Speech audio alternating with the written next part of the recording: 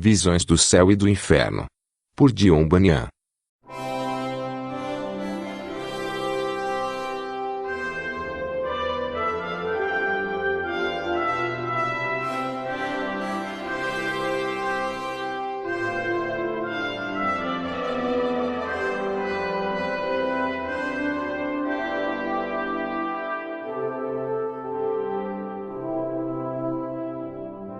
John Bunyan era um pregador inglês do século XVII que passou 12 anos na prisão por sua fé cristã, e escreveu mais de 40 livros.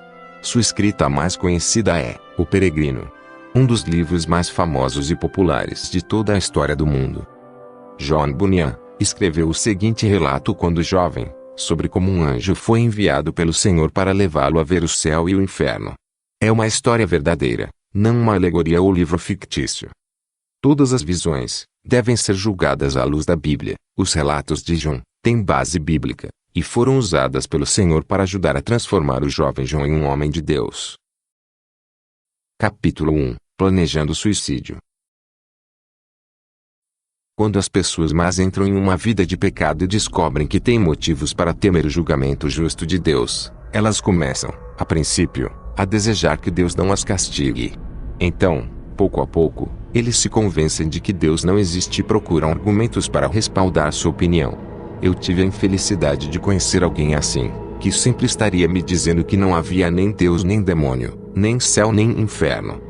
Foi com medo e tremor que eu ouvi pela primeira vez falar sobre esses tópicos, mas ele falava deles com tanta frequência que eu achava que devia considerar o que ele dizia. A partir desse momento, achei minha mente tão confusa que não consegui lembrar as verdades sobre Deus que pareceram tão claras para mim antes. Eu não podia pensar que não havia Deus senão com o maior horror, mas questionei a verdade do seu ser. Eu não teria me separado da minha esperança do céu por todas as riquezas do mundo, mas agora não tinha certeza se havia algum lugar assim. Na minha confusão, fui ao meu falso amigo para ver que conforto ele poderia me dar. Ele apenas riu dos meus medos e fingiu ter pena da minha fraqueza. Suas conversas só me deixaram mais confuso, até que a vida se tornou um fardo para mim. É impossível dizer-lhe as agonias que senti, até que fui empurrado para a beira do desespero. Pensei, por que eu deveria permanecer entre o desespero e a esperança? Não seria melhor terminar minha vida e descobrir qual é a verdade? Então eu decidi me matar.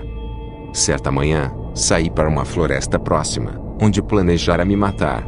Mas antes de tentar usar a faca, ouvi um sussurro secreto dizer: não caia na miséria eterna para satisfazer o inimigo da sua alma. O derrame fatal que você está prestes a dar a si mesmo irá selar sua própria condenação. Pois, se há um Deus, tão certo quanto existe, e como você pode esperar por misericórdia dele se você destruir intencionalmente a si mesmo que foi feitos à sua imagem? De onde veio esse sussurro secreto? Não sei, mas acredito que veio de Deus, pois veio com tanto poder que me fez jogar fora minha faca e me mostrou o grande mal do suicídio.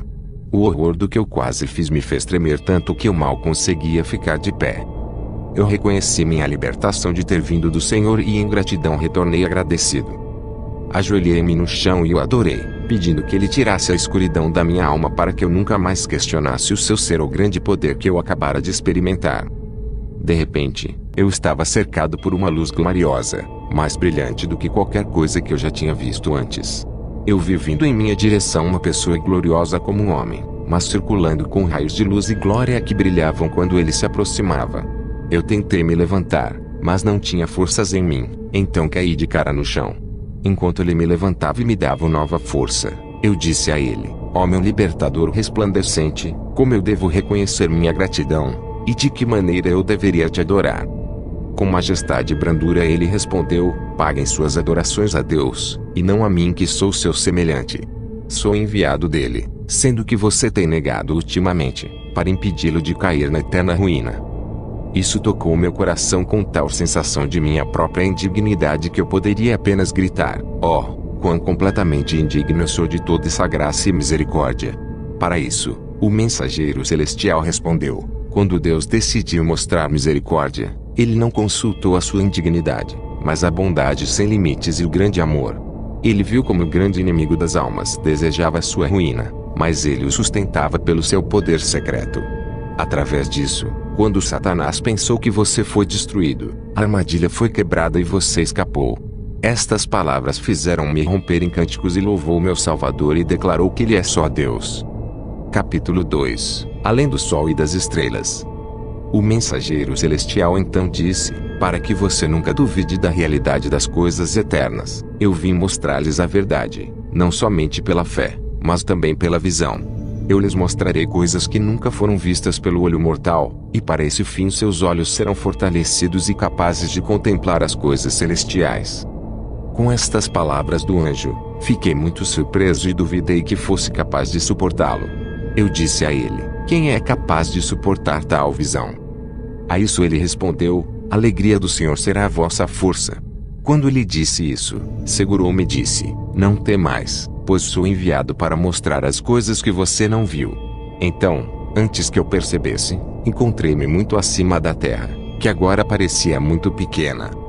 Então eu disse ao meu brilhante condutor: por favor, não ofenda você se eu fizer uma pergunta ou duas. A isso ele respondeu: fale. Meu trabalho é informá-lo do que você pede, pois sou um espírito de ministração, enviado para ministrar a você e àqueles que herdarão a salvação. Então eu disse: por favor, me informe sobre aquele ponto escuro abaixo, que ficou menor e menor conforme subimos, e que parece muito mais escuro desde que cheguei a esta região de luz. Meu regente respondeu: aquele pequeno lugar que agora parece tão escuro e desprezado é o mundo em que você viveu. Para obter uma pequena parte daquele local da terra, muitos homens arriscaram e perderam suas almas imortais, que são tão preciosas que o príncipe da paz nos disse que, embora um homem pudesse ganhar o mundo inteiro, não seria uma perda tão grande. À medida que você subiu ao céu, o mundo apareceu ainda menor e mais insignificante, e ele aparecerá da mesma forma. A todos os que podem pela fé colocar seus corações acima deles, se os filhos dos homens abaixo pudessem ver o mundo como é, eles não cobiçariam como agora, mas, infelizmente, eles estão em um estado de escuridão. É pior, eles amam andar nessa escuridão, pois embora o príncipe da luz tenha descido entre eles e lhes mostrado a verdadeira luz da vida, ainda assim eles continuam nas trevas e não se trazem para a luz, porque suas ações são más. Então eu perguntei a ele: quais são aquelas multidões de formas negras e horríveis que pairam no ar acima do mundo? Eu teria ficado com muito medo deles, mas eu vi que quando você passou, eles fugiram, talvez não pudessem suportar seu brilho. A isso ele me respondeu: eles são os anjos caídos que, por orgulho e rebeldia, foram precipitados do céu. Vagam no ar por decreto do Todo-Poderoso, sendo amarrados em cadeias de trevas e guardados para o juízo do grande dia. Eles estão autorizados a descer ao mundo, tanto para o julgamento dos eleitos quanto para a condenação dos ímpios. E embora você veja que agora eles têm formas negras e horríveis, todavia eles já foram os filhos da luz. Estavam vestidos com vestes de brilho glorioso, como que você me vê usar, mas a perda disso, embora tenha sido o resultado do seu próprio pecado intencional, enche-os de raiva e ódio contra o sempre bendito Deus, cujo poder e majestade temem e o demam. Diga-me, eu disse, ó regente abençoado, eles não têm esperanças de se reconciliarem com Deus novamente, depois de algum tempo, ou pelo menos de alguns deles? Não, de modo nenhum. Eles estão perdidos para sempre. Eles foram os primeiros que pecaram, e não tiveram tentação, e foram todos de uma vez lançados do céu. Além disso, o Filho de Deus, o abençoado Messias, a quem somente a salvação pode ser conquistada, não tomou sobre si a natureza angélica, deixando todos os anjos apóstatas perecer, e tomou sobre si somente a semente de Abraão. Por isso tem tanto ódio contra os filhos dos homens, porque é um tormento para elas verem os homens feitos os herdeiros do céu enquanto eles estão condenados ao inferno.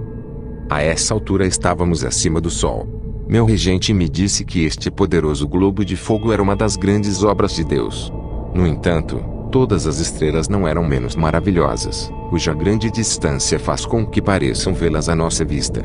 Eles ficam em seus lugares designados sem qualquer apoio.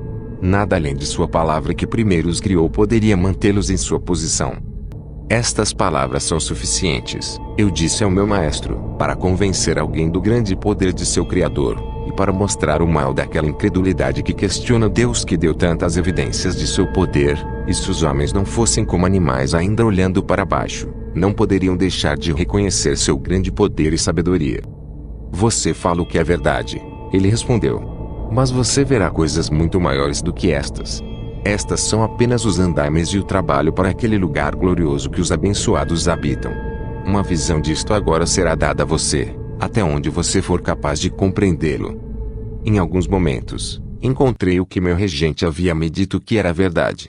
Pois me vi transferido para o céu, onde vi coisas impossíveis de descrever e ouvi belas canções que nunca pude cantar.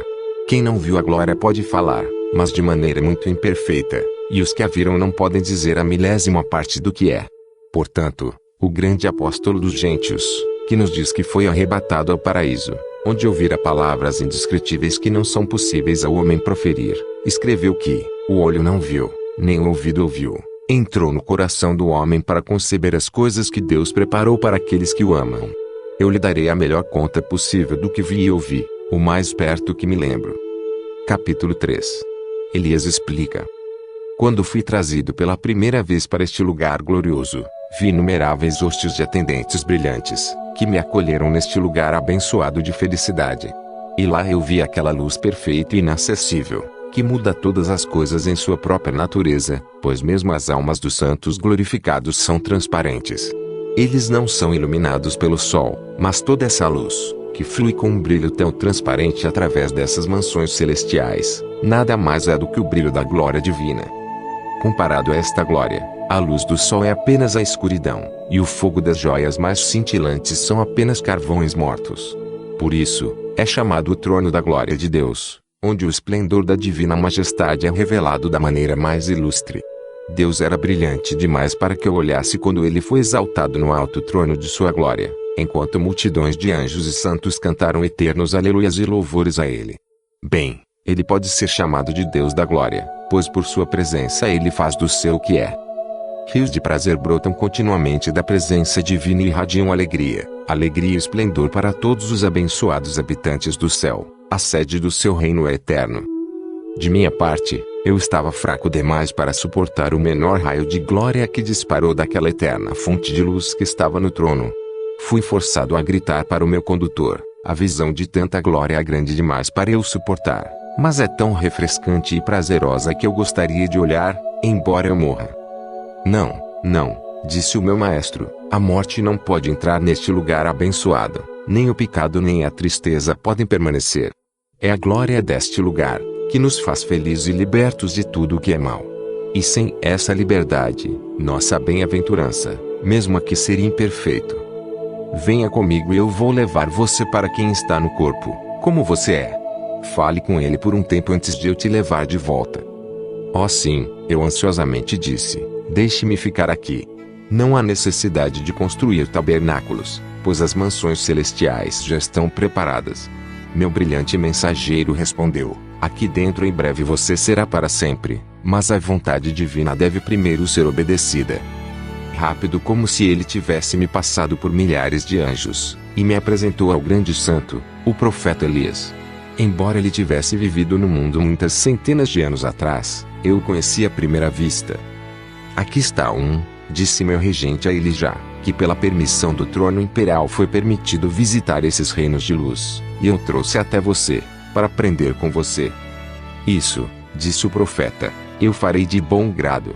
Porque é nosso alimento e bebida nestas regiões abençoadas fazer a vontade de Deus e do Cordeiro, cantar seus louvores e servi-lo com a mais humilde adoração, dizendo, bênção, e honra, e glória, e poder, seja aquele que está sentado no trono, e ao Cordeiro para todo sempre, porque ele nos redimiu a Deus pelo seu sangue, de toda espécie e língua, e pessoas e nação, e nos fez a nosso Deus reis e sacerdotes, assim também. Amém. E eu também adicionei o meu amém ao do santo profeta. O profeta então me perguntou por que essa grande permissão e privilégio me foi dada.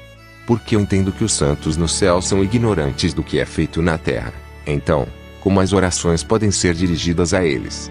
Eu então disse a eles eventos que já escrevi aqui, nos quais o santo profeta irrompeu em louvor. Glória para sempre seja dada àquele que está sentado no trono, e ao Cordeiro, por sua bondade limitada e grande condescendência à fraqueza de um pecador pobre e duvidoso. Depois disso, ele disse, agora, preste atenção ao que eu falarei. O que você já viu e ouviu, eu tenho certeza que você não pode entender completamente aqueles que ainda não foram trazidos para este lugar glorioso, que ainda não foram libertados de seus corpos terrenos. Nem estou aqui no corpo, qualquer objeção ao que digo, pois, embora não tenha sido sujeito à morte, ele foi igualmente mudado, tornou-se espiritual e não é mais capaz de sofrer. Pleno estado de felicidade. Não posso dizer tudo o que desfruto, nem sei o que ainda será desfrutado, pois aqui nossa felicidade é sempre nova. Então pedi ao abençoado profeta que se explicasse. Eu não entendi como a felicidade poderia ser completa, e ainda assim ser adicionada. A seguinte foi sua resposta. Quando a alma e o corpo são ambos felizes, como os meus agora, eu considero um completo estado de felicidade. Por todas as vindouras eras, é a alma e o corpo unidos no abençoado estado de ressurreição que receberá. Mas quanto ao objeto de nossa felicidade, que é o sempre adorável e abençoado Deus, nossa visão dele é sempre nova, pois como as perfeições divinas são infinitas, nada menos que a eternidade pode ser suficiente para mostrar sua glória. Nossa felicidade é eternamente adicionada, assim como nosso conhecimento dele para ser eternamente progressivo também. Portanto, o apóstolo Paulo disse, o olho não viu, nem ouviu o ouvido, nem pode entrar no coração do homem para conceber o que Deus preparou para aqueles que o amam. No entanto, o olho humano tem visto muitas coisas admiráveis na natureza. Tem visto montanhas de cristal e rochas de diamantes, tem visto minas de ouro e costas de pérolas. No entanto, o olho que tem visto tantas maravilhas no mundo abaixo nunca poderia se intrometer nas glórias desse lugar triunfante, e embora o ouvido humano tenha ouvido muitos sons agradáveis e harmoniosos, até mesmo tudo que o homem e a natureza poderiam fornecer a ele, ele nunca ouviu a melodia celestial que santos e anjos fazem. O coração do homem é tão belo e imaginativo que pode conceber quase tudo o que é, ou foi, ou sempre estará no mundo abaixo, e até mesmo o que nunca será. O homem pode conceber que toda pedra na terra transformou-se em pérolas, e cada folha de grama na mais brilhante das joias brilhantes. Ele pode conceber que toda a terra seja transformada em uma massa de ouro puro, e o ar se transformou em cristal. Ele pode conceber cada estrela para se tornar tão brilhante quanto o sol, e o sol para 1000 vezes maior e mais brilhante. Mas tudo isso é infinitamente menor do que a eterna majestade de Deus preparou para todos os seus fiéis seguidores. Capítulo 4 – A felicidade do céu. O profeta continuou, vou falar brevemente sobre a nossa felicidade aqui, pois as idades dedicadas a esse delicioso tema só começariam a explicá-lo. Para que você tenha um melhor entendimento, primeiro explicarei sobre o que as almas redimidas foram libertadas e, em segundo lugar, sobre a felicidade que eles desfrutam aqui. Primeiramente, as almas de todos os abençoados estão para sempre livres de tudo o que pode torná-las miseráveis, o que acima de tudo é pecado. Foi o pecado que trouxe miséria à criação. O Deus abençoado a princípio fez todas as coisas felizes, como ele mesmo. O pecado desfigurou a beleza de sua obra. Anjos e homens nunca teriam conhecido o que se entende por miséria. Era o pecado que lançava os anjos apóstatas no inferno, e estragava a beleza do mundo inferior. Era o pecado que desfigurava a imagem de Deus, a alma do homem, e fez com que os que eram os senhores da criação fossem escravos de sua própria luxúria. É o pecado que também pode mergulhá-los em um oceano de miséria eterna a partir do qual não há redenção. É uma misericórdia inestimável que neste lugar feliz todos os santos estão para sempre livres do pecado através do sangue do nosso Redentor. Na terra abaixo, a melhor e mais santa das almas geme sob o peso da corrupção. O pecado tenta se apegar a tudo o que eles fazem, e frequentemente os leva cativos contra a sua vontade. Quem deve livrar-me? Tem sido o clamor de muitos dos fiéis servos de Deus, que ao mesmo tempo foram queridos por Jesus. O pecado é o peso pesado sobre os santos enquanto eles vivem em sua carne corrompida. Portanto, quando eles colocam seus corpos para baixo, suas almas são como um pássaro solto de sua jaula, e com uma alegria celestial eles se levantam para o céu. Mas aqui a guerra deles está chegando ao fim e a morte é tragada pela vitória. Abaixo, suas almas foram deformadas e manchadas pelo pecado, mas aqui suas almas brilhantes pelo Jesus sempre abençoado são apresentadas ao Pai, sem mancha ou ruga. Não somente os santos estão livres do pecado, mas também de qualquer tentação para o pecado. Quando Adão estava no paraíso, embora ele fosse inocente e livre do pecado, ele não estava livre das tentações. Satanás entrou no paraíso e Adão rendeu-se fatalmente às suas tentações como uma doença. O pecado devorou a natureza humana e corrompeu toda a humanidade. Aqui cada alma é liberta disto. Nada além do que é puro e santo pode encontrar admissão aqui. Aquele rugido leão que vagueia pela terra procurando a quem ele pode devorar, em respeito aos santos no céu, está preso rapidamente. As tentações do mundo nunca mais atrairão aqueles que pela fé e paciência superaram isto e chegaram seguramente aqui. No céu nós olhamos com desprezo para todos os prazeres terrenos. Não há nada aqui que possa perturbar nossa paz, mas uma eterna calma coroa toda a nossa felicidade. Desde que estamos livres de todo pecado e seus efeitos, nós também somos resgatados da punição. Após a morte, o inferno confina o pecador à miséria eterna. No entanto, os abençoados são libertos de todas essas coisas. No entanto, essas coisas são apenas a parte menor da felicidade do céu. Nossas alegrias são positivas, mais do que apenas as negativas de que fomos redimidos. O que eu tentarei lhe mostrar.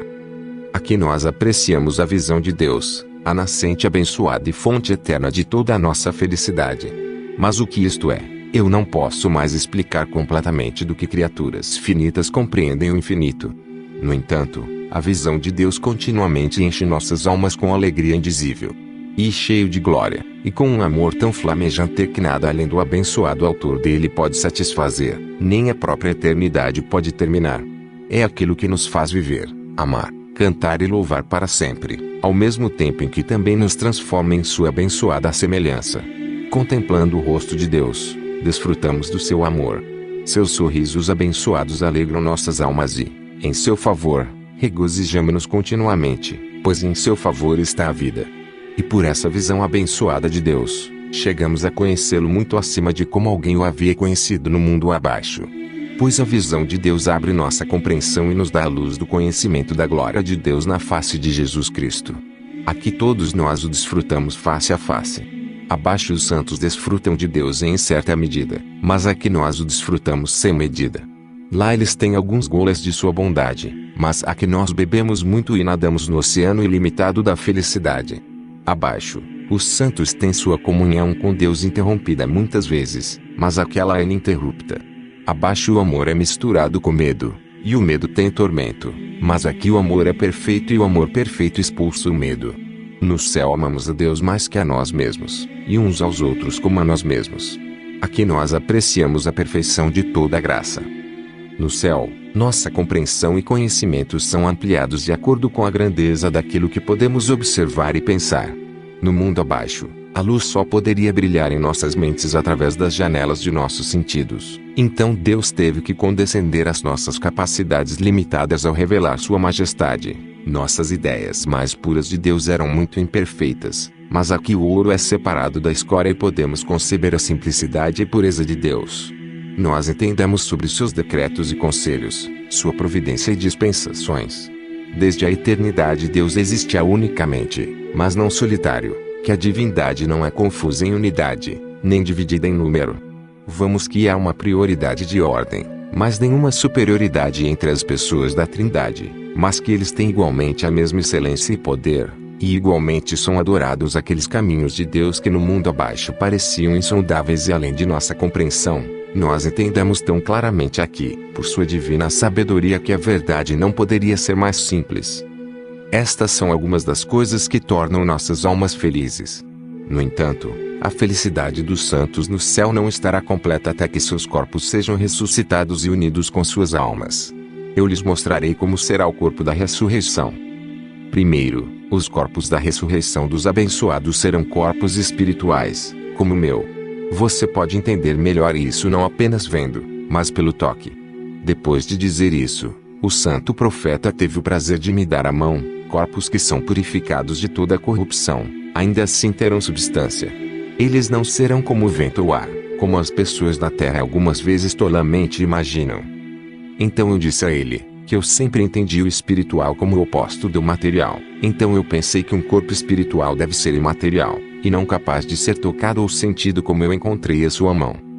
A isso o profeta respondeu, que seus corpos eram espirituais, não apenas porque eram purificados de toda a corrupção, Mas como eram sustentados pelo desfrute de Deus sem precisar de comida, bebida ou sono, contemplar o Senhor é o que sustenta suas almas e seus corpos, e é o que eles vivem para sempre.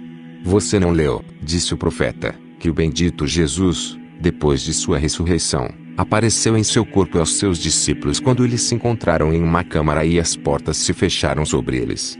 E ainda assim ele chamou Tomás para vir estender a mão e empurrá-lo para o seu lado, o que mostra que tinha substância. Nossos corpos na ressurreição serão imortais e incapazes de morrer. Abaixo de seus corpos são todos mortais, perecendo e sujeitos a desmoronar em pó a qualquer momento. Mas aqui nossos corpos serão incorruptíveis e livres da morte para sempre, pois nossa corrupção aqui se revestirá da incorrupção, e nossa mortalidade será tragada pela vida. Aqui desejei que o profeta suportasse um pouco comigo, enquanto eu lhe dava um relato das minhas próprias ideias sobre esses assuntos. Fale, pois estou pronto para tirar sua dúvida, disse ele. Aprendi, disse eu, nas Sagradas Escrituras, que a mortalidade pertence somente a Deus e não aos homens. A experiência diária nos diz que corpos de homens são mortais e morrem. Por isso, Paulo disse a Timóteo que Deus só tem imortalidade. Quando digo que os corpos dos abençoados aqui são imortais, estou falando sobre os corpos em seu estado ressuscitado, que então eles não estão mais sujeitos à morte. O homem em seu estado corruptível é mortal e sujeito à morte. E não há nada mais evidente para todos que habitam no mundo abaixo. Até mesmo os corpos de todas as almas glorificadas que estão aqui no céu ainda estão sob o poder da morte. No dia da ressurreição, quando eles serão levantados novamente, eles serão imortais. E quanto ao que você diz da Escritura, que o bendito Deus só tem imortalidade, é bem verdade. Ele é essencialmente assim em seu próprio ser e natureza, não há anjo ou homem que possa, nesse sentido estrito, ser dito assim. Somos imortais por sua graça e favor, mas Deus é imortal em sua essência e tem sido assim desde toda a eternidade. Nesse sentido, pode-se dizer que ele só tem imortalidade. Seja qual for Deus abençoado, ele é essencialmente assim em seu próprio ser. Da mesma forma, pode-se dizer que só ele é santo, e não há outro bem senão Deus, nem justo, nem misericordioso, senão ele. Capítulo 5 Nós nos conheceremos. Eu observei, como fui trazido para cá, vi entre os santos alguns que pareciam brilhar com maior brilho que os outros. Há entre os abençoados diferentes graus de glória. A felicidade e a glória que todos os abençoados aqui desfrutam é o resultado de sua comunhão e amor com o Deus sempre abençoado. Quanto mais o vemos, mais o amamos, e o amor muda nossa alma para sua natureza, e disso resulta a nossa glória. Isso faz diferença nos graus de glória. Nem há murmúrios em um para ver a glória do outro muito maior que a dele. O Deus sempre abençoado é um oceano ilimitado de luz e vida, e alegria e felicidade, ainda enchendo todo o vaso que é colocado nele, até que não possa mais conter.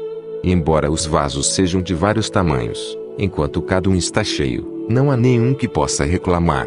Minha resposta, portanto, à sua pergunta é que aqueles que têm a capacidade mais ampliada realmente amam a Deus e, assim, são mais transformados em sua semelhança. Esta é a maior glória que o céu pode dar. Nem deixe isso parecer estranho para você, pois mesmo entre os anjos flamejantes de Deus existem diversidades de ordem e diferentes graus de glória. Enquanto conversava com o profeta, uma forma brilhante se aproximava. Foi um dos redimidos. Ele me disse que havia deixado seu corpo abaixo descansando em esperança até a ressurreição, e que, embora ainda fosse uma substância, era imaterial, para não ser tocado por mortal. Ele disse: aqui vemos uma vista pela qual vale a pena morrer, o bendito Cordeiro de Deus, o glorioso Salvador. Aqui nós o vemos em seu ofício real, por causa do qual ele é chamado de Rei dos Reis e Senhor dos Senhores.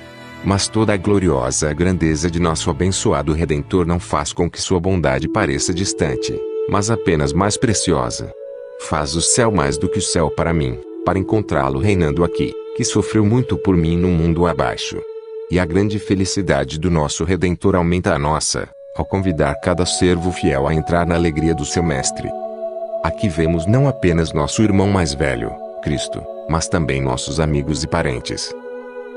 Embora Elias vivesse no mundo abaixo muito antes de seu tempo, você não o via mais do que o conhecia. E assim você também conhecerá Adão quando vir. Aqui nós comunicamos o mais puro prazer um para o outro, Um sincero amor ardente unindo nossa sociedade. E quão feliz é esse estado de amor! Onde há amor assim, todos se enchem de deleite. Como pode ser de outra forma, já que nesta sociedade abençoada há um contínuo recebimento e retorno de amor e alegria? Mas além de toda a felicidade que vem a nós pela nossa comunhão com Deus e uns com os outros, é para mim uma grande felicidade compreender todos os profundos mistérios da religião que os mais sábios do mundo não puderam entender completamente. Aqui nós discernimos uma perfeita harmonia entre aqueles textos das Escrituras que no mundo abaixo pareciam se opor um ao outro. E aqui estamos especialmente cheios de admiração e gratidão em descobrir a bondade divina para com cada um de nós em particular. Em relação à minha antiga vida na terra, tenho visto a misericórdia daquelas mesmas aflições que uma vez, quando na terra, pensava em mostrar sua ira. Estou agora totalmente convencido de que nenhuma aflição que eu encontrei no mundo abaixo, e eu encontrei muitas, ou veio mais cedo, ou caiu mais pesado, ou continuou mais do que era necessário. Minhas esperanças não foram decepcionadas, mas Deus usou todas as coisas para me preparar para uma recompensa eterna melhor do que eu esperava. Mas lembro-me de que você ainda está no corpo e pode estar cansada de ouvir o que eu poderia dizer para sempre, tão grande é a felicidade que possuo. Acrescentarei apenas uma outra coisa sobre a nossa felicidade. Embora uma vasta multidão de almas abençoadas participe dessa alegria e glória, isso não significa menos do que cada uma recebe. Pois este oceano de felicidade é tão sem fundo que a inumerável companhia de todos os santos e anjos nunca pode esgotá-lo. E isso não é estranho, pois no mundo abaixo todos desfrutam igualmente do benefício da luz. Não há ninguém que possa reclamar que eles gostem menos, porque outro gosta disso também. Todos desfrutam do benefício da luz tão completamente como se ninguém mais gostasse disso, a não ser eles próprios. Se uma multidão de pessoas bebe do mesmo rio, nenhuma delas é capaz de esgotá-lo, embora cada um deles tenha a liberdade de beber o máximo que puder. Assim, quem desfruta de Deus, desfruta dele tanto quanto ele pode conter, de acordo com a sua capacidade. Assim, fiz um breve relato de nossa Canaã celestial. Não é a milésima parte do que se pode dizer, mas é suficiente deixar você ver que é uma terra que emana leite e mel. Neste lugar feliz, as relações mundanas cessam. Nem há homem e mulher aqui, mas todos são como os anjos, pois as almas não podem ser distinguidas em sexos e, portanto, todas as relações são aqui definidas em Deus. Ele não tinha mais falado, logo ele me pegou pela mão. Então, muito mais rápido que uma flecha de um arco, passamos por várias formas brilhantes vestidas com vestes de imortalidade, que olhavam para mim quando eu passava por elas. Ele disse para mim: adeus, meu amigo, seu anjo da guarda virá em breve e o levará de volta ao mundo abaixo. Cheguei perto da forma brilhante de um resgatado que estava diante de mim, que parecia extremamente glorioso, rodeado de raios de brilho deslumbrante. Eu mal podia contemplá-la pelo brilho excessivo de seu rosto. Ela me disse: pois o que eu sou, para o que está no trono, todo louvor e glória. O manto de glória que você me vê usar é apenas o reflexo de seus próprios raios brilhantes. Você parece ser alguém que sente as grandes alegrias de que você fala. Ela respondeu: você não deveria achar isso estranho. As poderosas maravilhas do amor e da graça divino serão o tema de nossa música para sempre. Aqui todas as relações humanas cessam e são engolidas em Deus, que é o único grande Pai de toda esta família celestial. Quanto aos membros da família que deixei para trás no mundo abaixo, eu os entreguei a Deus. Ficarei feliz em vê-los todos herdeiros desta herança abençoada. Mas se eles se unirem ao grande inimigo das almas e recusarem a graça que lhes é oferecida, e assim perecerem em sua incredulidade, Deus será glorificado em sua justiça, e em sua glória eu ainda me regozijarei. Então eu desejei saber se os santos no céu entendiam e estavam preocupados com o que estava acontecendo no mundo abaixo. A isto ela respondeu: quanto aos assuntos de pessoas particulares, não nos preocupamos com eles e somos ignorantes deles. Só Deus está presente em todos os lugares e vê todas as coisas. Mas as lutas e as vitórias da igreja abaixo são contadas a nós pelos anjos, que são espíritos ministradores enviados para ministrar àqueles que serão herdeiros da salvação. Pelo que relatam, estamos empolgados em renovar nossos louvores a Ele que está no trono.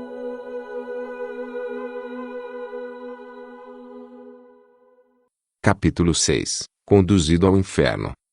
Então o brilhante mensageiro que me trouxe para o céu retornou. Eu tenho, disse o anjo, uma comissão para retornar você à terra de onde eu te tomei, depois de visitar as regiões do príncipe das trevas. Lá você verá a recompensa do pecado e o que a justiça preparou como julgamento daqueles que se exaltam acima do trono do Altíssimo. Deixar o céu para a terra era extremamente decepcionante. Mas deixar o céu para o inferno virou meu coração dentro de mim. No entanto, quando soube que era o bom prazer de Deus, fiquei um pouco consolado. Então eu disse ao meu brilhante condutor, aquilo que Deus ordenou, estarei sempre disposto a obedecer, mesmo no inferno, não terei medo, se sua presença for comigo lá. Para isso, meu guardião resplandecente respondeu, onde quer que o abençoado Deus conceda sua presença, existe o céu e, enquanto estivermos no inferno, Ele estará conosco. Então, curvando-se diante do trono do Todo-Poderoso, mais rápido do que pensei, meu anjo da guarda me levou em uma rápida jornada pelos céus. Quando vi as estrelas, contei ao meu regente que ouvira na terra que cada uma dessas estrelas tinha seus próprios mundos. Mas eu gostaria de pedir-lhe para me dizer a verdade sobre este assunto. Para isso, meu brilhante guardião respondeu, para aquele que é todo-poderoso, não há nada impossível. Mas, sabendo que está em seu poder fazer isso, argumentar que é sua vontade, não é uma boa lógica na escola do céu. Sabemos que ele deseja revelar-nos, e o que ele não nos revelou, são segredos encerrados em seu próprio conselho eterno. Qualquer um que investigasse esses segredos seria apenas uma curiosidade ousada e presunçosa. Não há dúvida de que ele pode fazer quantos mundos desejar, mas ainda não nos revelou, e não é nosso dever inquirir. A essa altura, chegamos às regiões mais baixas do ar. Lá eu vi multidões de formas horríveis e sombrias, aparências escuras que fugiram da presença brilhante do meu brilhante condutor. Eu disse, estes certamente são alguns da vanguarda do inferno, tão negros e tão assustadores são suas formas. Meu regente respondeu, agora estamos nas fronteiras do inferno, e estes são alguns dos espíritos apóstatas que vagueiam como leões que rugem. Logo estávamos cercados por uma escuridão muito mais negra que a noite, e com um fedor muito mais sufocante que o de enxofre queimado. Meus ouvidos também estavam cheios dos horríveis gritos dos malditos espíritos, que comparados, fariam as notas mais discordantes da terra parecerem belas músicas. Agora, disse meu anjo da guarda, você está no limite do inferno, mas não tenha medo do poder do destruidor. Minha comissão do trono imperial te protege de todo perigo. A que você pode ouvir de demônios e almas condenadas às malditas causas de sua ruína sem fim? O que você perguntar a eles, eles responderão. Os demônios não podem te ferir, embora eles queiram. Nós então chegamos aos territórios do inferno, colocados nas cavernas do profundo infernal no centro da terra. Lá, em um lago sulfuroso de fogo líquido, estava Lúcifer em um trono ardente.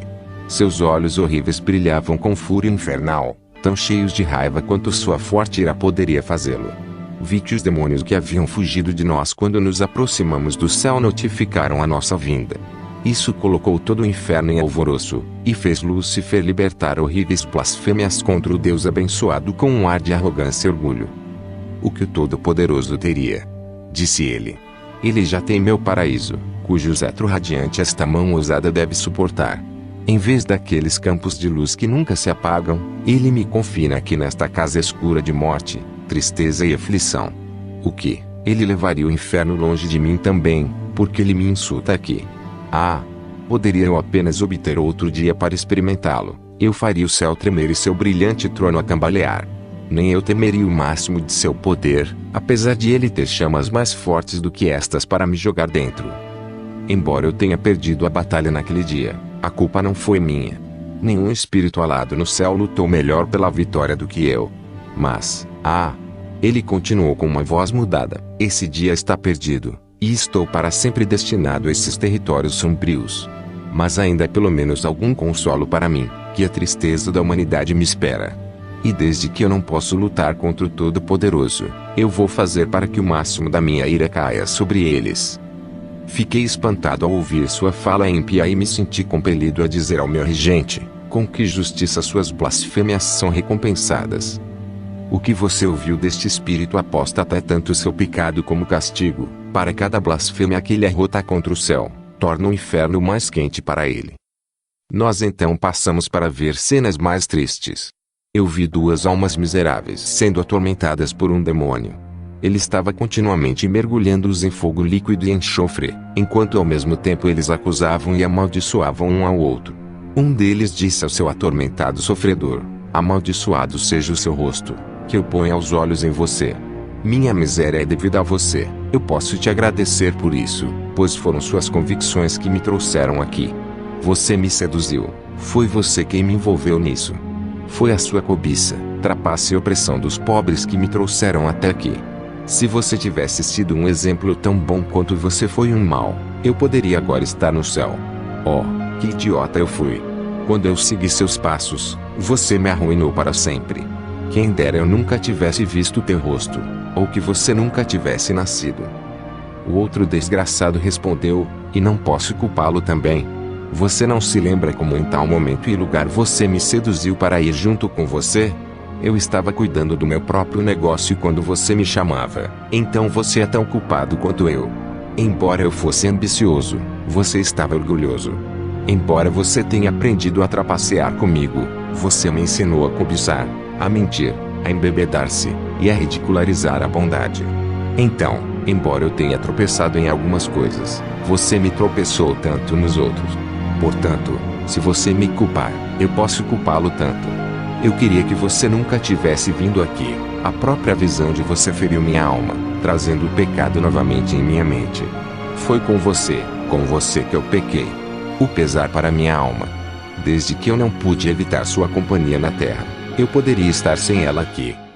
Desta triste conversa aprendi que aqueles que são companheiros do pecado na terra também serão punidos juntos no inferno.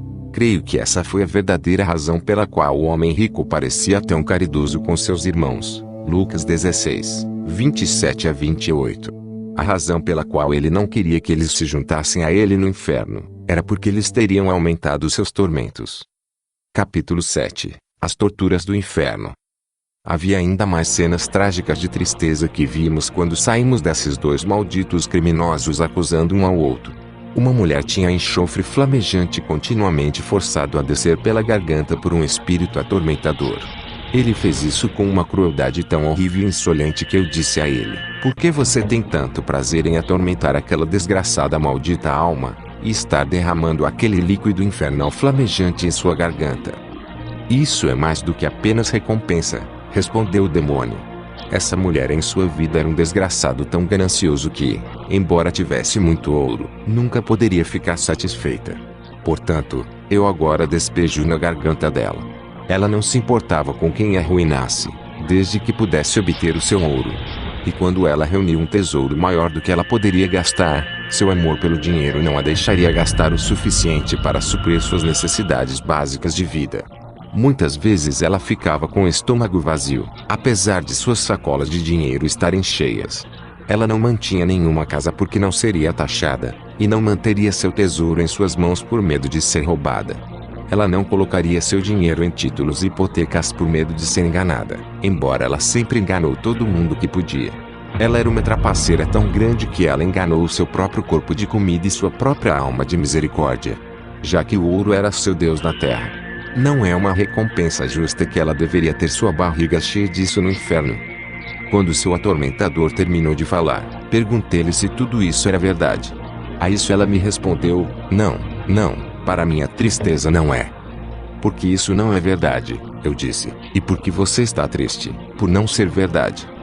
Porque, se o que meu atormentador lhe disser é verdade, ela disse, ficaria satisfeito. Ele diz que ele derrama ouro na minha garganta, mas ele é um demônio mentiroso e fala falsamente. Se fosse ouro eu nunca iria reclamar. Mas ele zomba de mim e, em vez de ouro, só me dá esse terrível e horrível enxofre. Se eu tivesse meu ouro, eu ficaria feliz ainda, pois eu valorizo tanto que, se o tivesse, não me separaria dele, mesmo que uma entrada para o céu pudesse ser comprada. Eu disse ao meu regente angelical, que fiquei espantado ao ouvir um desgraçado no próprio inferno tão ganancioso por riquezas enquanto é para sempre atormentado. Isso, disse ele, pode convencê-lo de que é pecado que é o maior de todos os males. Sempre que o amor do pecado controla uma alma, é a maior de todas as punições para eles serem abandonados àquele amor maligno. O amor de ouro pelo qual esta alma amaldiçoada é consumida, é uma punição mais fatal do que os demônios podem infligir a ela aqui. Oh, disse eu, se ao menos os homens maus da terra pudessem, por um momento, ouvir os gritos horríveis dessas almas condenadas, eles não poderiam estar novamente apaixonados pelo pecado. A verdade eterna nos diz o contrário, pois aqueles que não temerem seus ministros, nem levarem em consideração o que a sua palavra contém, não serão avisados, embora alguém venha do inferno. Nós não havíamos ido muito longe antes de vermos uma alma miserável deitada em uma cama de aço em chamas, quase sufocada pelo enxofre. Ele gritou com tamanha angústia e desespero que pedia ao meu condutor que esperasse. Eu ouvi falar da seguinte maneira: ah, desgraçado miserável! Desfeita para sempre, para sempre. Oh, essa palavra assassina, para sempre. Será que 1 milhão de anos não será longo o suficiente para suportar essa dor, que se eu pudesse evitá-lo, eu não suportaria nem mesmo um momento em prol de ser oferecido 1 milhão de mundos?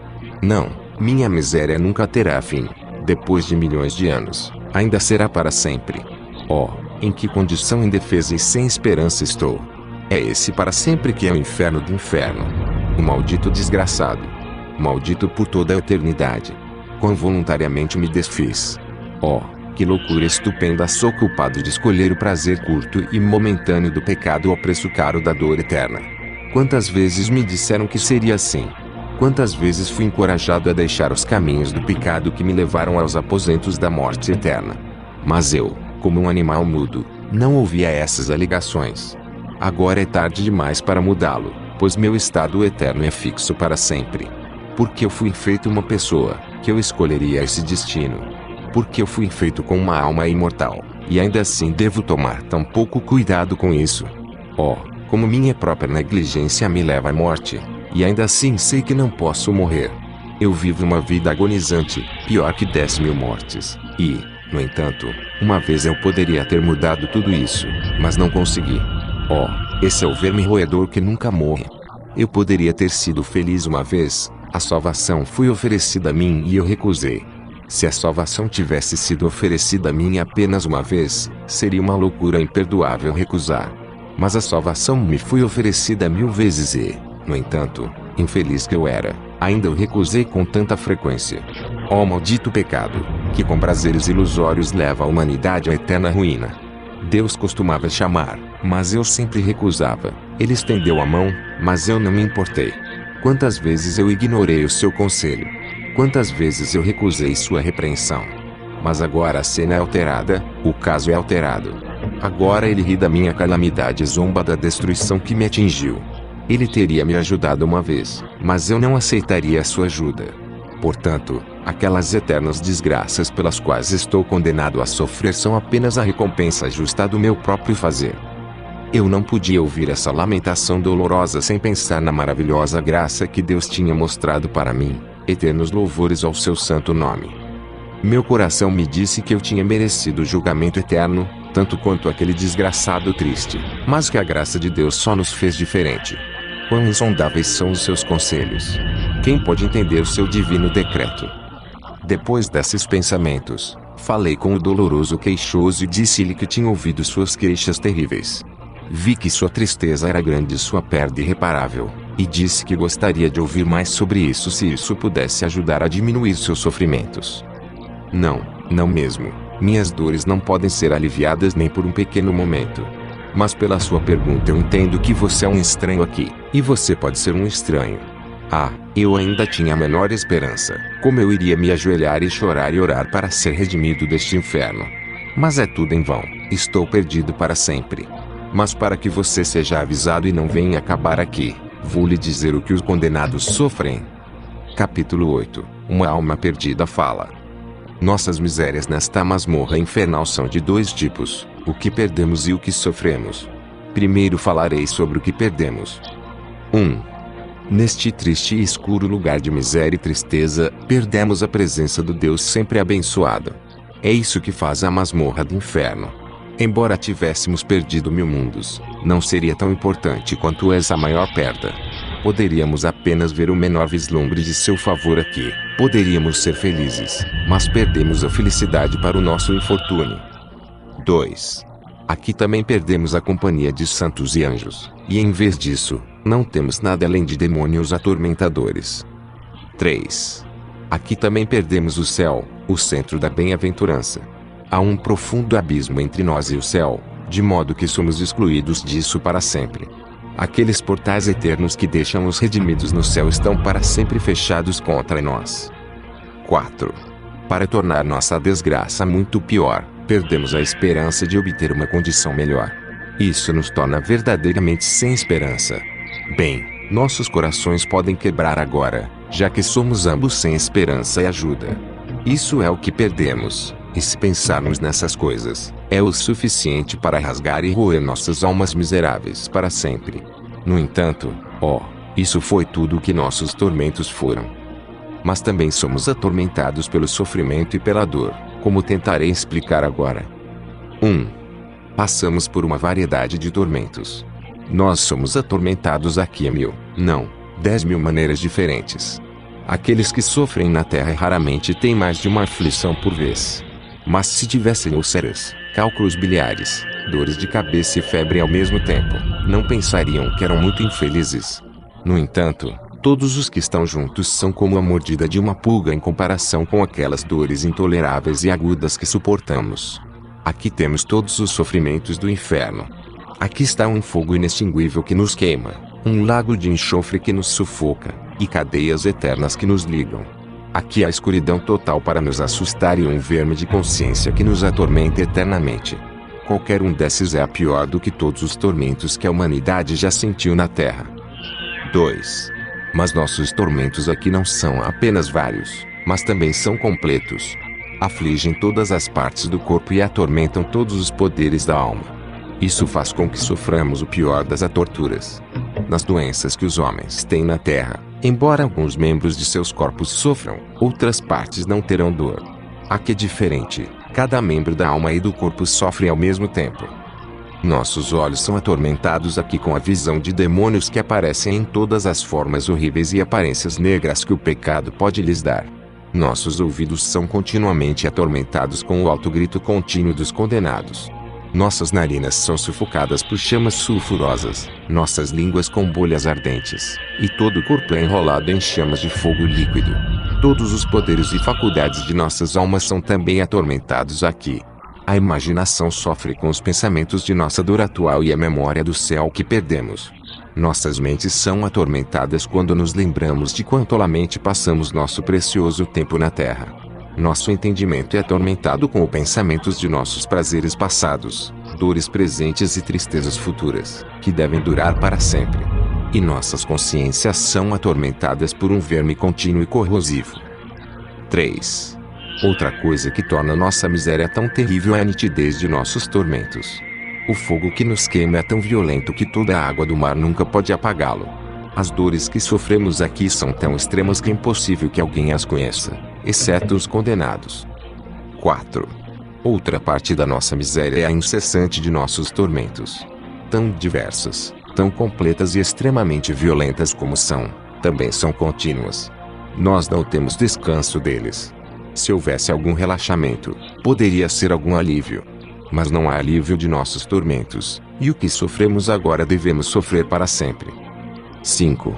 A sociedade ou empresa que temos aqui é outra parte da nossa miséria.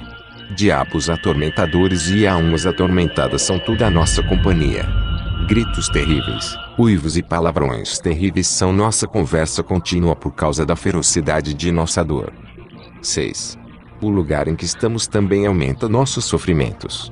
É a conclusão de toda a miséria, uma prisão, uma masmorra, um poço sem fundo, um lago de enxofre, uma fornalha de fogo que arde para a eternidade, a escuridão das trevas para sempre, e finalmente, o próprio inferno. Um lugar tão miserável como este só pode aumentar a nossa miséria. 7. A crueldade de nossos torturadores é outra coisa que aumenta nossos sofrimentos. Nossos torturadores são demônios nos quais não há piedade. Enquanto eles estão atormentados, eles ainda sentem prazer em nos atormentar. 8. Todos os sofrimentos que relatei são muito graves. Mas aquilo que os torna os mais graves é que eles serão sempre para sempre. Todos os nossos sofrimentos intoleráveis durarão por toda a eternidade. Saia de mim, amaldiçoado, para o fogo eterno, é o que continuamente soa em meus ouvidos. Oh, que eu pudesse reverter essa sentença fatal. Ah, se houvesse apenas uma possibilidade de salvação. Esta é a situação miserável em que estamos e será para sempre. Capítulo 9, Mais conversas. Esta alma miserável mal terminou o que ele estava dizendo quando foi atormentado novamente por um demônio infernal, que lhe disse para parar de reclamar. O demônio disse: "Você não sabe que mereceu tudo isso? Quantas vezes você foi informado disso antes, mas não acreditou? Você riu daqueles que te avisaram sobre o inferno. Você foi tão presunçoso ao ponto de ousar a justiça do Todo-Poderoso para destruí-lo. Quantas vezes você chamou Deus para condená-lo? Você se queixa de que você é respondido de acordo com os seus desejos? Que coisa irracional! Você sabe que a salvação lhe foi oferecida, e você recusou. Como você pode agora reclamar de ser amaldiçoado? Tenho mais motivos para reclamar, pois você teve muito tempo em que lhe ofereciam arrependimento, mas eu fui lançado no inferno assim que eu pequei. Se me tivessem oferecido a salvação, eu nunca a rejeitaria como você fez.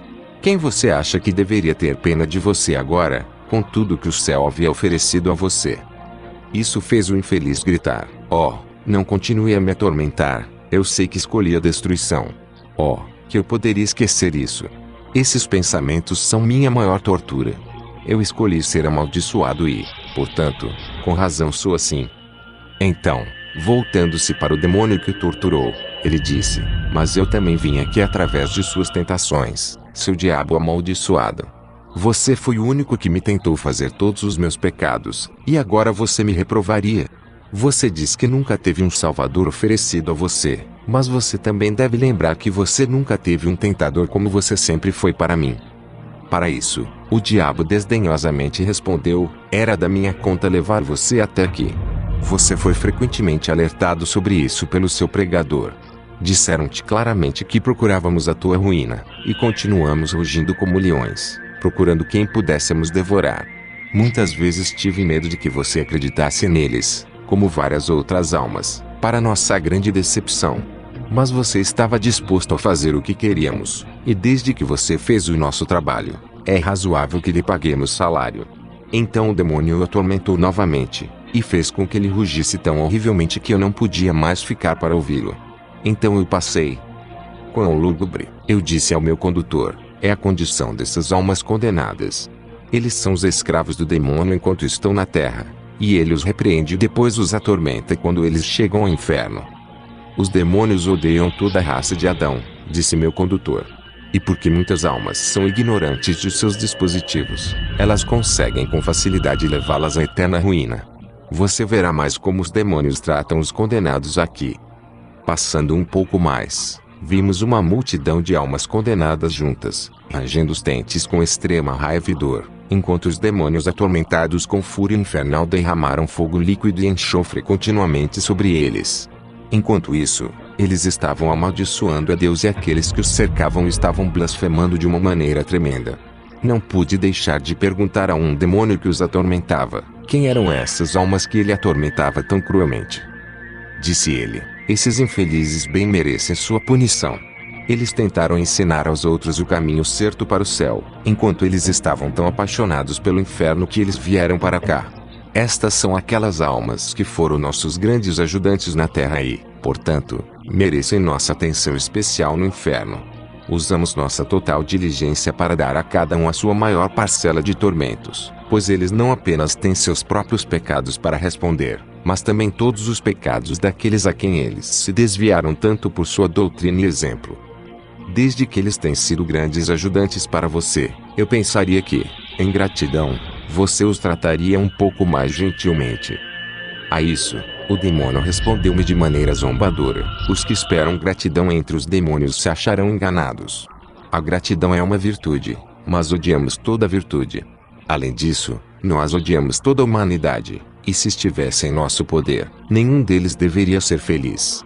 É verdade que não lhes dizemos sobre a terra, porque é nosso dever enganá-los. Mas quando os temos aqui onde eles não podem escapar, logo os convencemos de sua tolice em nos servir." A partir disso, eu só conseguia pensar sobre a infinita graça a que os pobres pecadores são trazidos para o céu, considerando quantas armadilhas são colocadas pelo inimigo para prendê-las pelo caminho. Portanto, é um ministério digno do bendito Filho de Deus para salvar seu povo de seus pecados e livrá-lo da ira futura. Mas também é loucura nos homens recusar as ofertas de sua graça e escolher ficar do lado do destruidor. Indo mais adiante, ouvi um desgraçado queixando-se de uma forma comovente contra aqueles homens que o haviam traído e trazido para cá. Disseram-me, disse ele, por aqueles de quem dependia, e que achei que poderiam me informar corretamente, que se eu dissesse, Senhor, tenha misericórdia de mim, quando eu viesse a morrer, seria suficiente para ser salvo. Mas agora me vejo confundido com a minha tristeza eterna. Infelizmente, pedi misericórdia no meu leito de morte, mas descobri que era tarde demais. Antes desse tempo, este diabo amaldiçoado aqui, me disse que eu estava seguro. Então, no meu leito de morte, ele me disse que era tarde demais. O inferno deve ser para sempre minha parte. Veja bem, finalmente lhe contei a verdade, disse o diabo, e então você não acreditaria em mim. Um final muito apropriado, você não acha? Você passa seus dias desfrutando de pecado, e deleitando-se em sua imundice, e você quer ir para o céu quando você morrer. Alguém além de um louco pensaria que seria justo. Não, aquele que sinceramente quer ir para o céu quando morre, deve andar nos caminhos da santidade e da virtude enquanto está vivo. Você diz que alguns de seus companheiros lascivos lhe disseram que dizer, Senhor, tenha misericórdia de mim, quando você viesse a morrer, seria o suficiente. Uma ótima desculpa. Se você tivesse lido a Bíblia, você teria sabido que sem santidade, ninguém verá o Senhor. Portanto, se você estivesse disposto a viver em seus pecados o máximo que pudesse, você não os deixaria, porque não como eles, mas porque você não poderia mais segui-los. E isso você sabe ser verdade. Como você pode ser tão estúpido ao pensar que poderia ir para o céu com o amor do pecado em seu coração? Não, não, não. Você foi avisado muitas vezes o suficiente para ter cuidado de ser enganado, pois Deus não é zombado, mas o que você semeia você colhe. Você não tem motivo para reclamar de nada além de sua própria tolice, que agora você vê tarde demais. Esta palestra do diabo foi muito cortante para o pobre miserável atormentado, disse ao meu brilhante condutor, e mostra a verdadeira situação de muitos agora na terra, bem como a dos que estão no inferno. Mas que julgamento muito diferente eles fazem neste triste lugar do que fizeram na terra. A razão para isto, respondeu meu anjo da guarda, é que eles não se permitirão pensar qual será o efeito do pecado enquanto estiver na terra. O descuido arruína muitas almas que não pensam no que estão fazendo nem onde estão indo, até que seja tarde demais para ajudá-lo. Capítulo 10 Um ateu no inferno. Não havíamos ido muito além antes de ver um vasto número de demônios atormentadores. Eles estavam continuamente atacando uma grande companhia de almas miseráveis com chicotes cheios de aço sempre queimando. Os atormentados estavam rugindo com gritos tão altos que achei que poderia ter derretido até a própria crueldade em alguma pena. Isso me fez dizer a um dos algozes, pare com seu açoite e não use tanta crueldade sobre aqueles que são seus semelhantes, e a quem você provavelmente ajudou a levar a toda essa miséria. Não, respondeu o atormentador muito suavemente.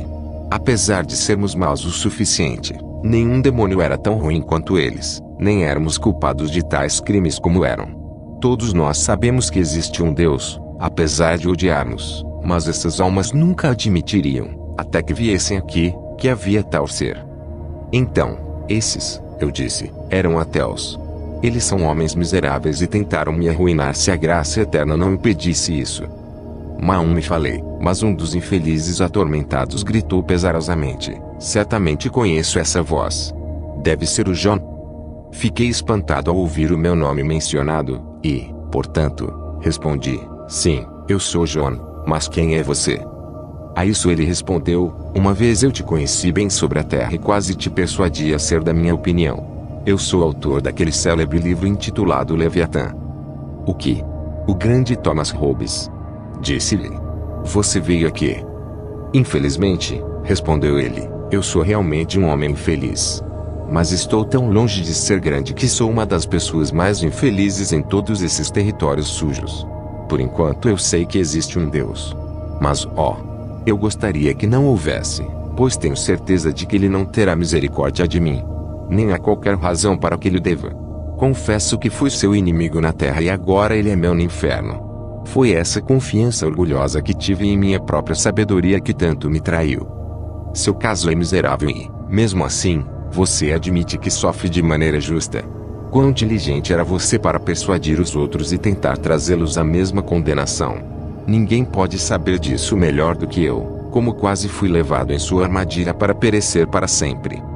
É isso, disse ele, isso me põe no coração, pensar em quantos irão perecer por minha influência. Fiquei com medo quando ouvi pela primeira vez sua voz que você também havia sido lançado no inferno. Não que eu deseje alguma pessoa feliz, pois é meu tormento pensar que alguém é feliz enquanto eu estou tão infeliz. Mas eu não quero que você seja lançado no inferno, porque toda alma que é trazida aqui através de minhas decepções aumenta minhas dores no inferno. Mas me diga, eu disse, porque quero saber a verdade. Você realmente acreditava que não havia Deus quando você vivia na Terra? No começo, acreditei que havia um Deus, respondeu ele, mas quando me voltei para os pecados que me levariam ao julgamento, esperava que não houvesse Deus. Pois é impossível pensar que existe um Deus justo, e não lembrar também que ele castigará aqueles que o desobedecerem. Mas, enquanto eu continuava em meus pecados, e descobri que a justiça não veio logo, comecei a esperar que não houvesse Deus. Com essas esperanças, comecei a formular ideias em minha mente que poderiam justificar o que eu esperava. Minhas ideias emolduraram um novo sistema de origem mundial que excluía a existência de Deus. Por fim, me apeguei tanto nessas novas teorias que decidi acreditar nelas e convencer os outros de que eram verdadeiras. Mas antes disso, eu encontrei várias contradições em minha própria consciência. Eu senti que poderia estar errado, mas ignorei esses avisos. Agora eu acho que aqueles pensamentos que podem ter me ajudado, estão aqui as coisas que mais me atormentam. Devo confessar que o amor do pecado endureceu meu coração contra o meu Criador, e me fez odiá-lo primeiro, e depois negar o seu ser. O pecado, que eu orgulhosamente abraçava, tem sido a causa amaldiçoada de toda essa desgraça. É a serpente que feriu a minha alma até a morte. Por agora eu acho que, apesar da minha filosofia vã, existe um Deus. Eu também descobri que Deus não será ridicularizado, embora tenha sido minha prática diária no mundo zombar do céu e de tudo o que é sagrado, pois este foi o meio que eu achei muito bem sucedido em espalhar minhas ideias amaldiçoadas. Para qualquer um que eu pudesse ridicularizar as verdades de Deus, eu me tornaria um dos meus discípulos. Mas agora esses pensamentos são mais atormentadores para mim do que os sofrimentos que sofro com esses chicotes de aço em chamas. Triste mesmo, eu disse. Vejo que o poder todo-poderoso pode infligir àqueles que violam sua lei justa. Eu estava fazendo alguns comentários adicionais quando o demônio implacável que os atormentava me interrompeu. Agora você vê que tipo de homens eles eram no mundo. Você não acha que eles merecem a punição agora? Ao que respondi, sem dúvida, é a justa recompensa do pecado que eles sofrem e que vocês sofrerão também. Pois vocês, assim como eles, pecaram contra o Deus sempre abençoado. E por seu pecado você sofrerá a justa vingança do fogo eterno. Nem é desculpa para dizer que você nunca duvidou do ser de um Deus, pois embora você soubesse que havia Deus, ainda assim você se rebelou contra ele. Portanto, sereis justamente punidos com a destruição eterna da presença do Senhor. Para isso, o demônio respondeu, é verdade que sabemos que seremos punidos, como você diz. Mas se você disser que a humanidade deveria ter piedade, porque eles caíram através das tentações do diabo, é o mesmo caso comigo e com todo o resto dos espíritos inferiores. Pois fomos tentados pelo sol brilhante da manhã a se rebelar com ele. E, portanto, embora isso multiplique o crime de Lúcifer, deve diminuir o dos espíritos inferiores. Para isso, meu brilhante condutor respondeu com um semblante irritado. Ó apóstata, espírito perverso e mentiroso! Você pode dizer essas coisas e me ver aqui. Você sabe que foi o seu coração orgulhoso que fez você se rebelar com Lúcifer contra o Deus abençoado que o criou com glória. Mas desde que você orgulhosamente exaltou-se acima de seu abençoado Criador, e se uniu a Lúcifer, você é justamente lançado ao inferno. Sua antiga beleza mudou para sua atual forma horrível como a justa punição de seu orgulho rebelde. Para isso, o espírito apóstata respondeu, por que você invade nossos territórios e vem aqui para nos atormentar antes de nosso tempo? E quando ele disse isso, ele se afastou como se não quisesse ter uma resposta. Depois que ele se foi, Eu disse ao meu anjo da guarda que eu já tinha ouvido falar sobre a queda dos anjos apóstatas, mas queria saber mais sobre o que aconteceu. Este meu guia me respondeu: quando você tiver terminado sua vida terrena e retornado ao céu, aprenderá muitas coisas que ainda não está pronto para entender. Em seu estado atual, não deseja aprender mais do que está escrito nas Escrituras. É suficiente saber que os anjos pecaram e que seus pecados foram lançados no inferno. Mas como espíritos puros podem ter um pensamento em seus corações contra a pureza eterna que primeiro os criou, é o que você ainda não é capaz de compreender. Tenho observado, disse eu, que os que no inferno se queixam mais do tormento de seu próprio sentimento de culpa, o que confirma a justiça de seu castigo. Esta prisão sombria é o melhor lugar para entender corretamente o pecado, porque se não fosse tão mal, não seria recompensado com um castigo tão extremo. O que você diz é muito natural, mas ainda há um lugar melhor para ver a recompensa justa devido ao pecado. Esse lugar pode ser visto quando você vê o abençoado Filho de Deus na cruz. Ali podemos ver os terríveis efeitos do pecado.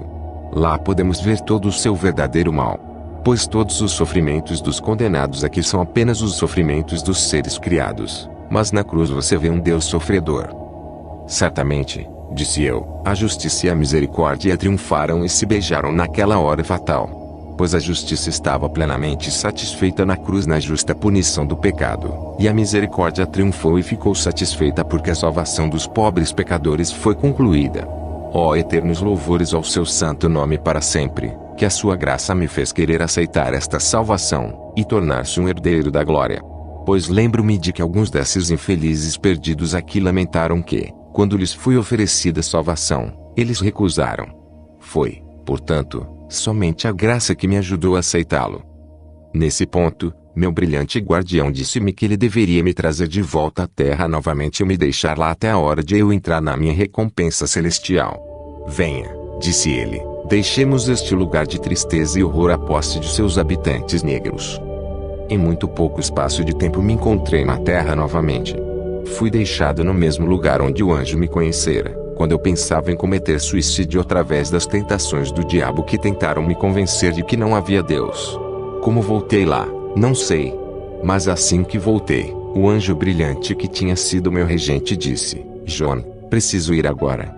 Eu tenho outro ministério para completar. Louvado seja aquele que está sentado no trono para sempre, que tem todo o poder no céu, na terra e no inferno. Louvai por todas as maravilhas do seu amor e graça que ele te mostrou em tão pouco tempo. Como eu ia responder, o anjo brilhante desapareceu e fiquei sozinho. Passei algum tempo considerando as coisas incríveis que tinha visto e ouvido, e então me ajoelhei e orei. Quando me levantei, comecei a abençoar e louvar a Deus por toda a sua bondade. Quando voltei para minha casa, minha família ficou muito surpresa ao ver como meu semblante mudara muito. Eles me olhavam como se mal me conhecessem. Eu perguntei a eles o que eles estavam olhando. Eles responderam que foi a mudança no meu rosto que causou isso. Eu disse: como eu mudei muito. Eles me disseram: ontem você parecia tão deprimido que parecia a própria imagem do desespero. Mas agora, seu rosto parece radiantemente bonito, e parece cheio de alegria e satisfação perfeitas. Se você tivesse visto, eu disse, o que eu vi hoje, você não ficaria surpreso com a mudança em mim. Então eu fui para o meu quarto, peguei minha caneta e tinta, e anotei tudo o que eu tinha ouvido e visto. E eu espero que aqueles que lerem isso sejam movidos em seus corações, assim como eu fui enquanto escrevia tudo. Fim. Um rei pode induzir um homem. Um pai pode assumir um filho. Mas lembre-se disto, mesmo se aqueles que o induzirem forem reis ou homens de poder, sua alma pertencerá apenas a você. Quando estiver perante Deus, não poderá dizer: mas outros me disseram para fazer isto, ou que a virtude não era conveniente no momento. Não será suficiente. Lembre-se disto.